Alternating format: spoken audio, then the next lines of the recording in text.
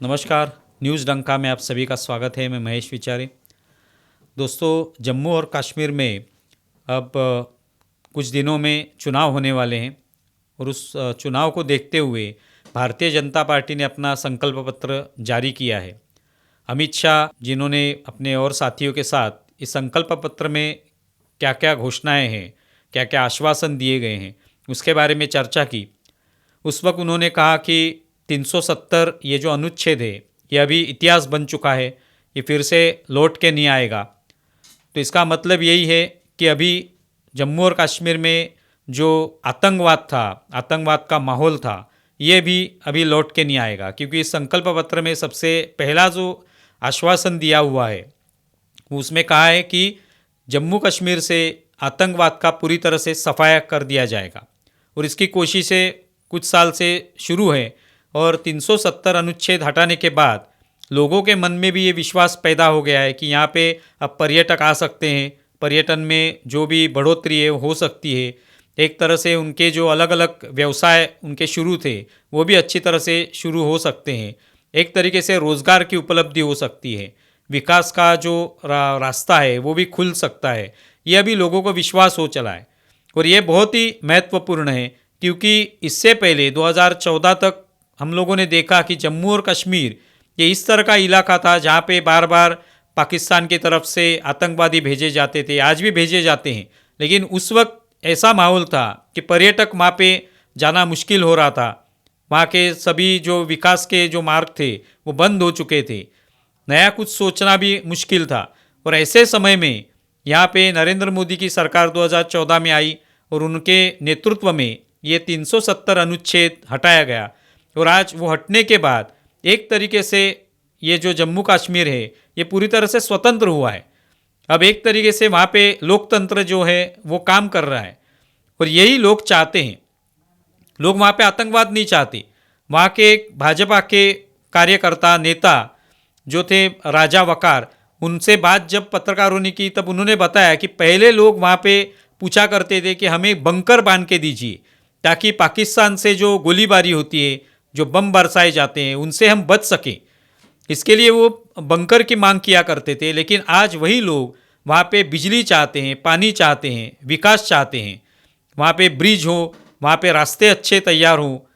तो ये वो चाहते हैं, वहाँ पे कॉलेजेस खुलने चाहिए, यूनिवर्सिटीज़ खुलनी चाहिए।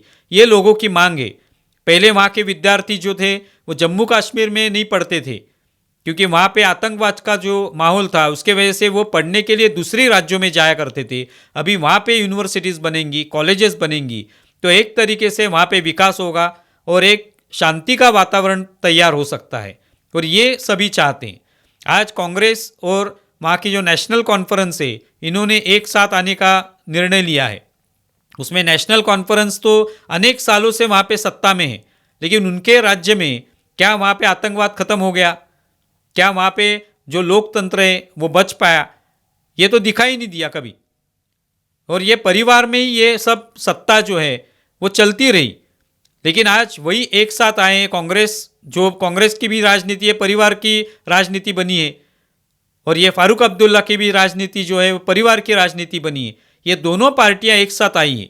उसमें नेशनल कॉन्फ्रेंस का तो कहना है कि वहाँ पे जो पत्थरबाजी हुई, जो अराजक या असंतोष का वातावरण जिन्होंने पैदा किया और जिनको जेल में डाला गया, उनको बाहर निकालने के लिए हम लोग सोचेंगे, उसके बारे में विचार विमर्श करेंगे।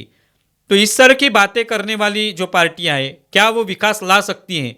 इसके बारे में सोचना चाहिए।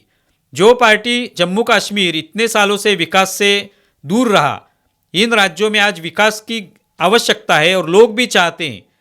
जो लोग वहाँ पे व्यवसाय करते हैं वो भी चाहते हैं कि वहाँ पे विकास हो। और विकास अगर भाजपा ही कर रही है या तो दूसरी पार्टी भी कोई विकास के बारे में सोच रहा है, तो कोई भी पार्टी हो जो विकास चाहती है उस पार्टी ने वहाँ पे राजनीति में उतरना चाहिए। तो आज लोग वहाँ पे आतंकवाद नहीं चाहते, लोग चाहते हैं वहाँ पे विकास हो, वहाँ पे स्कूल खुले, वहाँ पे कॉलेजेस हों, यूनिवर्सिटीज़ हों, विद्यार्थी जो हैं बिना खौफ के वहाँ पे पढ़ने जा सके, वहाँ पे रास्ते अच्छे हों, वहाँ पे अलग अलग पर्यटन स्थल जो है उनका विकास हो, ताकि पर्यटक बाहरी देशों से या बाहरी राज्यों से भी वहाँ पे आए और उसका लुत्फ उठाएं। ये होना चाहिए। तो ये इसकी राजनीति जो करेगा वो वहाँ पे विजयी होगा, ये लोग भी कह रहे हैं।